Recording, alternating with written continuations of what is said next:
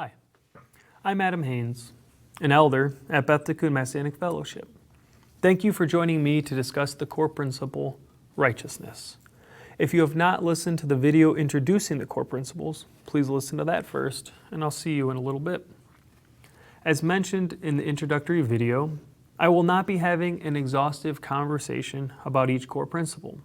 Rather, I'll be trying to help you get your independent studies started by taking a few minutes to string together a few pearls. First, let's read the core principle together. Righteousness comes by faith in Yeshua and by God's grace. As believers mature into Yeshua's likeness, they increasingly do justice, love kindness, and walk humbly.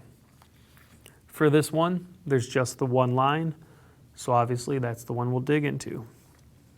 Righteousness comes by faith in Yeshua and by God's grace.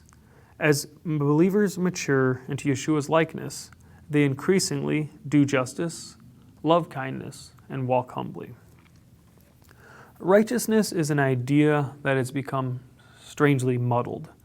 That's both because we've reduced it to a mere religious word and because we tend to forget about its duality.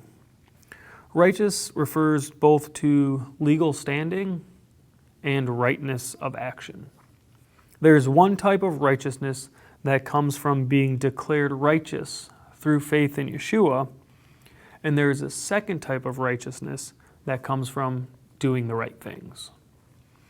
I have had a surprising number of conversations where the other person's thoughts can be essentially reduced to, Jesus declares me righteous, therefore I shouldn't hold myself to the standard of righteousness that he holds himself to.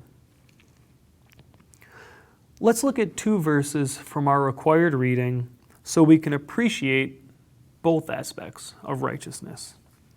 The first is 2 Corinthians chapter 5, verse 21. He made him who knew no sin to be sin on our behalf, so that we might become the righteousness of God in him.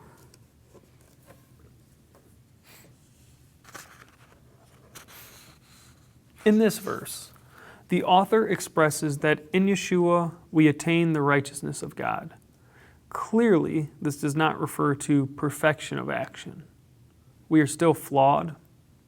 Rather, this refers to rightness of legal standing. Our second verse is Deuteronomy chapter 6, verse 25. And it will be righteousness for us, if we are careful to follow all this commandment before Adonai our God, just as he commanded us. This verse refers to rightness of action. As mentioned, righteousness has an interesting duality. On the one hand, no amount of righteousness before God can take the place of right action, and no amount of right action can grant us true righteousness before God.